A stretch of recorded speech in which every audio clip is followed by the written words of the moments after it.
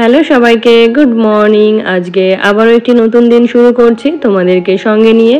আশা করছি তোমরা সকলে খুব ভালো আছো আর আমরাও বেশ ভালো আছি।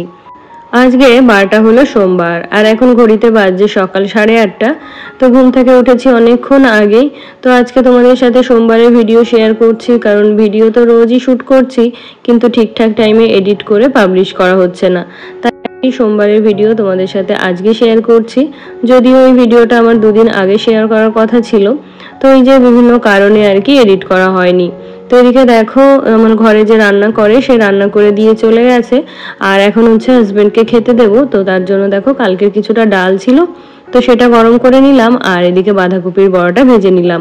তো বাঁধাকপির বড়াটা আমি রেডি করেছি, কারণ এটা যেহেতু গরম গরম খেতে হয়, তো সেই জন্য আর কি এটা তানিয়াকে রান্না করতে দিইনি। তো এদিকে হাজবেন্ডের ভাতটা বেড়ে দিয়েছি, আর এদিকে দেখো ওর জন্য বাঁধাকপির বড়া, মাছ ভাজা আর লাল শাক। তো আজকের মেনুতে ছিল লাল শাক, বাটা মাছ ভাজা, বাটা মাছ দিয়ে সর্ষে বাটা দিয়ে একটা তরকারি, আর ছিল ডাল। আর গতকালকের কিছুটা মাটন রয়ে গেছে, তো ওটা তো ছেলে খাবে।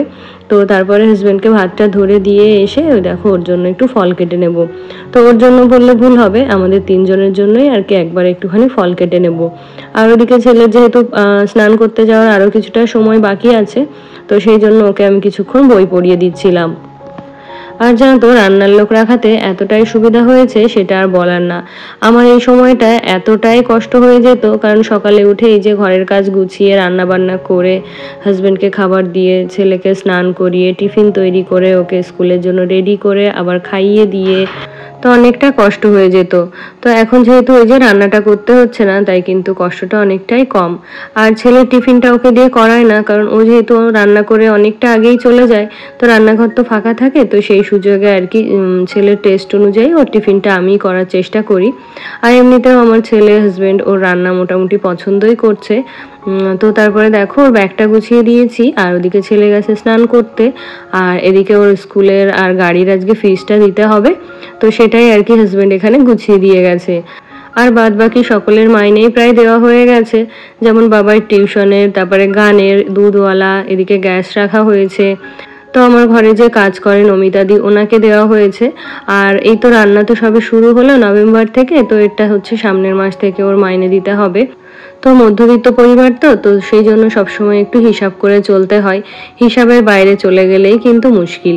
তো এদিকে দেখো ছেলে তো স্নান করতে গেছে, আর ওই সুযোগে ওর ব্যাগটাও গুছিয়ে দিলাম, এদিকে ওর স্কুল ইউনিফর্মটাও আয়রন করে দিলাম। তো আজকে যেহেতু সপ্তাহের প্রথম দিন সোমবার, তো আজকে তো ওদের যোগা ক্লাস থাকে, তো সেই জন্য আজকে এই হোয়াইট ড্রেসটা ওদের পরে যেতে হয়। আর বুধবার দিন হচ্ছে ওদের ক্যারাটে থাকে, তো ক্যারাটের দিনও এই ড্রেসটা পরে যেতে হয়। আর অন্যান্য দিন ওদের যে মেরুন বা ব্রাউন চেক চেক যে ড্রেসটা আছে ওটাই পরতে হয়। তো কি বলতো, নতুন মাস শুরু হওয়ার আগে থেকে একটা প্ল্যান করে নিই যে কাকে কাকে কত টাকা দিতে হবে, বা আমি একটা খাতাতে লিখেও রাখি যে কার পিছনে কত টাকা দিতে হলো বা কত টাকা আমার হাত দিয়ে খরচ হলো। আর যতদিন না পর্যন্ত প্রত্যেকের বিল মিটিয়ে সবকিছু কমপ্লিট করতে পারছি, ততদিন কিন্তু একটা আলাদাই টেনশন থাকে। তো মাস শুরু হওয়ার আগেই যদি একটা হিসাব করে নিই বা কোথায় কি খরচ হচ্ছে সেটার হিসাব আমরা রেখে দিই, তাহলে কিন্তু খুব সহজেই বোঝা যায় আমাদের কোথায় কত টাকা খরচ হয়ে গেছে। তো এই কাজটা তো আমি আগে করতাম না, তো রিসেন্টলি আর কি করা শুরু করেছি। তো এদিকে দেখো ছেলের টিফিনটাও গুছিয়ে দিয়েছি। তো আজকেও টিফিনে দিয়েছি একটুখানি ফল, আর এই যে দিয়েছি বিস্কিট। তো আমার গত ভিডিওতে চন্দ্রানী দত্ত বোন লিখেছিল যে দিদি ভাইয়ের টিফিনের সঙ্গে যদি ফল দাও তাহলে একটু বিস্কিট দিতে, তো যদি ওর খিদে পায় তাহলে হচ্ছে খেয়ে নিতে পারবে। তো সেই কারণেই আর কি ওকে ফলের সাথে একটু বিস্কিটই দিয়ে দিলাম, কারণ ফলটা তো খুব একটা পছন্দ করে না, আর যে বিস্কিটটা দিয়েছি ওটা ওর পছন্দের। তো ফলটা নাও খেতে পারে, তবে বিস্কিটটা কিন্তু খেয়ে আসবে। তো ছেলেকে তো ভাত খাওয়াবো, তো গতকালকের একটুখানি মাটন ছিল আর একটুখানি ভাত ছিল, তো সেটাই আর কি গরম করে নিলাম। আর তারপরে ছেলেকে খাইয়ে দাইয়ে ওকে স্কুলের গাড়িতে তুলে দিয়ে এসেছি। আর এসে দেখি ওই যে নমিতাদি কাজ করে দিয়ে গেছে, তো আমিও খেতে বসবো। তাই ভাবলাম যে এই কাজটা করলে আজকের মতো আমার সমস্ত কাজ কমপ্লিট হয়ে যায়, মানে এই রান্নাঘরের কাজ আর কি। তো এটা করেই আর কি খেতে বসবো। তো এই যে রাতের ভাতটা ছিল ওটা কিন্তু আমিই খাবো, কারণ বাসি খাবার শুধুমাত্র মাংস হলেই ছেলেকে দিই, তাছাড়া হাজবেন্ডও খেতে পছন্দ করে না, আর হচ্ছে ছেলেকে তো দিই না। তো সেই জন্য বাসি যদি কোনো খাবার থেকে থাকে সেটা হচ্ছে আমি গরম করে খেয়ে নিই। তো বেশি থাকলে যতদূর সম্ভব খাই, আর বাকিটা হচ্ছে ফেলে দিতে হয়। তো এদিকে দেখো আজকে ওই যে রান্না হয়েছিল তোমাদের বললাম, লাল শাক, বাঁধাকপির বড়া, মাছের ঝোল, মাছ ভাজা আর ডাল। তো যে কোনো ধরনের শাকই আমার আর হাজবেন্ডের দুজনের ভীষণ ভালো লাগে। তো হাজবেন্ড তো ওই সকালে একবারই খায়, মানে কোনো তরকারি হচ্ছে দুবার খেতে চায় না। তো সকালে একবার শাকটা খেয়ে গেছে, রাতে কিন্তু আর এসে খাবে না, আর রাতে শাক খেতেও নেই। তো তারপরে দেখো খাওয়া দাওয়া কমপ্লিট করে এখন চলে এলাম ছাদে। তো আমার ভীষণ ইচ্ছে করে ছাদে কিছু গাছপালা লাগাতে, তো ইচ্ছে থাকলেও জানো তো প্রপারলি টেক কেয়ার করতে পারি না, তো সেই জন্য গাছগুলো আমার হয়ই না। তো এবার ভেবেছি ছাদে তো কয়েকটা ফুলের গাছ আছেই, তাছাড়া কিছু শাকসবজির গাছও লাগাবো। তো তারই কারণে দেখো অনলাইন থেকে আমি একটু এই যে পটিং মিক্স নিয়েছি, মানে মাটি তৈরি করা মাটি কিনতে পাওয়া যায়, সেটাই আর কি কিনে নিয়েছি। তো এটা সরাসরি ব্যবহার করব না, কারণ এটা খুব কস্টলি। তো একটুখানি নর্মাল মাটির সঙ্গে গোবর সার মিশিয়ে নিয়েছি। তো তারপরে সেই মাটিটার সঙ্গে এই যে মিক্সটা এটা হচ্ছে মিশিয়ে নেব। তো আমি অনলাইন থেকে প্রায় 40 রকমের বীজ আছে এরকম একটা প্যাকেজ নিয়েছি। তো তার মধ্যে ওয়াটারমেলন থেকে শুরু করে শীতকালীন সবজি, 4 রকমের বেগুন, 2 রকমের মূলো, শাক সবজি, মানে অনেক কিছুই আছে। তো সেগুলোর মধ্যে কিছু কিছু হচ্ছে এখানে বীজ দেবো ভাবছি। তো কি বলতো, যতবারই আমি লাউয়ের বীজ বা কুমড়োর বীজ একটু দিয়ে রেখেছি টবের মধ্যে, পরের দিন সকালে এসে দেখি ইঁদুরে এসে সব বীজগুলো খেয়ে গেছে। তো এবারে ভাবছি একটুখানি মশারি টানিয়ে, মানে নেটের মধ্যে করে আর কি বীজগুলোকে দিয়ে রাখবো। তো যদি সাকসেস হই তাহলে তো অবশ্যই তোমাদের সাথে শেয়ার করব, আর যদি না হয় তাহলে তো আর হলোই না। তো এদিকে দেখো ওই মাটিটার সঙ্গে যে মিক্সড মাটিটা ছিল সেটা ভালো করে মিশিয়ে নিচ্ছি, আর এটাকে এখন ওই যে বীজগুলো দিতে হবে। তো ওই যে তোমাদেরকে বললাম যে 40 রকমের বীজ কিনেছি, তো তার মধ্যে হচ্ছে তোমার কর্ন থেকে শুরু করে ধনে, পালং শাক, তারপরে আরও অনেক কিছু আছে, উচ্ছে, ধুদল, মানে যত রকমের সবজি, 40 রকমের সবজি মানে চারটিখানি কথা নয়। তো সব কিছুই আছে এর মধ্যে।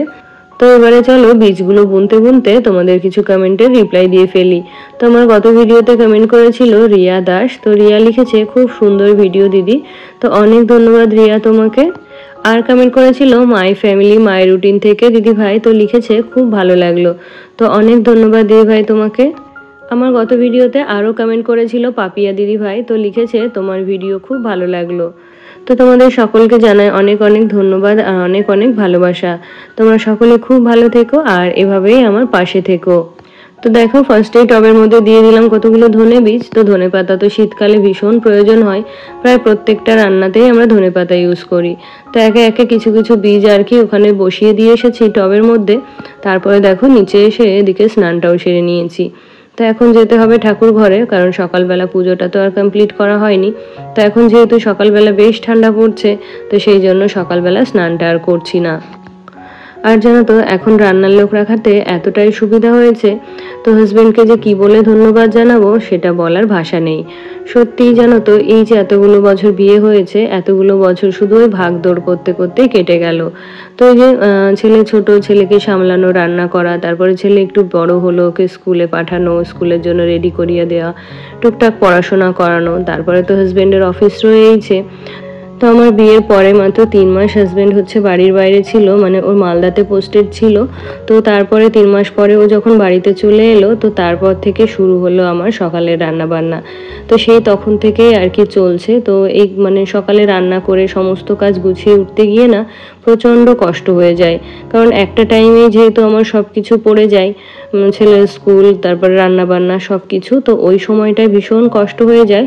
আর ওরা যখন সমস্ত কিছু গুছিয়ে দেওয়ার পরে স্কুলে অফিসে চলে যায়, তখন আবার আমি ফ্রি হয়ে যাই। তো ফ্রি হয়ে গেলেও ওই সকাল থেকে অতটা টাইম খাটাখাটনি করার পরে এতটাই টায়ার্ড লাগে যে মনে হয় না নিজের খাবারটাও নিয়ে খাই বা স্নান করি বা পুজোটা কমপ্লিট করি। আর জানো তো আমিও এই মুহূর্তে চাইনি যে আমি রান্নার লোক রাখি, বা এতটুকুই তো রান্না নিজেই করে নিতে পারছিলাম। কিন্তু ওই যে হাজবেন্ডই জোর করলো যে ছেলেকে একটু সকালবেলায় পড়াটা দেখিয়ে দিতে, বা ওকে ঘুম থেকে তুলতে, বা সকালবেলাটা অন্তত ওকে একটু সময় দিতে। কারণ এখন তো ছেলে অনেকটাই ছোট, আর এই ছোটবেলাতেই আমার ওকে যতটা প্রয়োজন হবে, বড় হলে কিন্তু আমার প্রয়োজন ওর অতটাও হবে না। তো সেই জন্যই আর কি ওর সঙ্গেই একটুখানি সময় কাটাতে হবে, বা ওকে এই যে ছোট থেকে বড় করে দেওয়ার পরেই হচ্ছে যখন নিজের কাজ নিজে করে নিতে শিখবে, তখন আর কি আমাকে এতটাও এফোর্ট দিতে হবে না। তো তারপরে এদিকে পুজোটা কমপ্লিট করে কিছু জামা কাপড় ছিল, তো সেগুলোই হচ্ছে এখন মেশিনে দিয়ে দেব। আর আমার গত ভিডিওতে কমেন্ট করেছিল টুম্পি বর্মন দিদি ভাই, তো লিখেছে ভিডিওটা খুব ভালো হয়েছে দিদি ভাই, তো অনেক ধন্যবাদ দিদি ভাই তোমাকে। আর কমেন্ট করেছিল পূজা লাইক দিদি ভাই, তো লিখেছে ভিডিওটা খুব সুন্দর লাগলো, তো তোমাকেও জানাই অনেক অনেক ধন্যবাদ। আর কমেন্ট করেছিল জগন্নাথ সর্দার আইডি থেকে, তো লিখেছে খুব সুন্দর কথা বলেন দিদি। তো তোমরা যারা আমার গত ভিডিওতে কমেন্ট করেছিলে, যাদের কমেন্টগুলো আমি পড়লাম আর যাদের কমেন্টগুলো পড়তে পারলাম না, তোমাদের সকলকে জানাই অনেক অনেক ধন্যবাদ আর অনেক অনেক ভালোবাসা। তো তারপরে দেখো জামা কাপড় কাচতে দিয়ে এসে এখন আমার জন্য একটা খাবার তৈরি করে নিচ্ছি, কারণ দুপুরে যে সমস্ত রান্না বান্না হয়েছে মানে দুপুরের খাওয়ার জন্য, ওগুলো দিয়ে ভাত খেতে একেবারে ইচ্ছে করছিল না। তো কালকে যে দুধটা রাখা হয়েছিল, তো আমি তো 500 করে দুধ রাখি, তো হাজবেন্ড ছেলে ওগুলো কেউই খায়নি। তো আজকেও নতুন করে দুধ রাখা হয়েছে, তো গতকালকে দুধটা সবটাই রয়ে গেছিল। তো আজকে ভাবলাম দুপুরবেলা হচ্ছে একটু দুধ আর আমসত্ত্ব দিয়ে ভাত খাবো। তো এদিকে দুধটাকে একটু গরম করে নিয়েছি, আর তার মধ্যে দেখো কিছুটা আমসত্ত্ব ছিঁড়ে এখন ওই আমসত্ত্বটাকে দুধের মধ্যে কিছুক্ষণ ভিজিয়ে রাখবো, তাতে করে আমসত্ত্বটা নরম হয়ে একেবারে আর কি দুধের সাথে মিশে যাবে। তো তারপরে চলে এলাম ঘরে। তো সকালবেলা কোনো রকম করে বিছানাটা ঝাড় দিয়ে ফার্নিচারগুলো মুছে দিয়েছিলাম, তারপরে হচ্ছে ওই দিদি ঘর মুছে দিয়ে গেছে। এখন হচ্ছে বিছানাটাকে দেখো সুন্দর করে গুছিয়ে নিলাম। আর কি বলতো, এই বেডরুমটাই হচ্ছে এই বাড়ির মধ্যে আমার সব থেকে পছন্দের জায়গা। আর যখনই এই ঘরের জানলাগুলো খুলে দিই, তখন আমার এই ঘরটা একদম স্বর্গের মতো রূপ ধারণ করে। সত্যি, যেহেতু উপরের ঘর, তো গাছপালা দেখা যায় অনেক দূর পর্যন্ত, আর যেহেতু আমাদের বাড়ির সামনেটা অনেকটা জায়গা ফাঁকা পুকুর থাকার কারণে, তো সেই জন্য জানলাগুলো খুললে যে এত ভালো লাগে বাইরেটা দেখতে, সেটা আর বলার না। তো এই যে যখনই একটু ঠান্ডা ওয়েদার থাকে তখনই আর কি আমি হচ্ছে ঘরের জানলাগুলো সব খুলে দেওয়ার চেষ্টা করি। আবার সন্ধ্যার আগে ওগুলোকে বন্ধ করে দিতে হয়, না হলে আবার মশা ঢুকে পড়ে। আর এখন দেখো যে সোফায় বসে ছেলেকে বই পড়িয়েছিলাম, তো ওখানে বই খাতাগুলো ছিল, তো বই খাতাগুলো এখন দেখো গুছিয়ে রেখে দিচ্ছি। তো স্কুল থেকে ফেরার পর ওকে আবার যখন পড়াতে আসবে, তখন আর কি বই খাতাগুলো এই ঘরে হাতের কাছে পেয়ে যাবে। আর কি বলতো, এখন যেহেতু রান্নার কাজটা আমার নেই, তাই কিন্তু ঘরের কাজগুলো বেশ সময় নিয়ে ধীরে সুস্থে করতে পারি, বা করতে ভালোও লাগে। তো তারপরে তোমাদের সাথে দেখা হচ্ছে একেবারে সন্ধ্যাবেলাতে। তো এদিকে হাজবেন্ড বাড়ি ফিরে বলল দুধ আর মুড়ি খাবে। তো এদিকে দেখি মুড়ি প্রায় শেষ, তো যতটুকু আছে হাজবেন্ডের হবে না, তাই এখানে কিছু চিড়ে ধুয়ে নিয়েছি। তো চিড়ের সঙ্গে একটুখানি নুন, চিনি আর দুধ দিয়ে ওকে দিয়ে দেবো খেতে। তাহলে বন্ধুরা, আজকের ভিডিওটি তবে এই পর্যন্তই। তোমাদের সাথে আমার আবারও দেখা হচ্ছে নতুন একটি ভিডিওতে। ততক্ষণে তোমরা সকলে ভালো থেকো, সুস্থ থেকো এবং সাবধানে থেকো।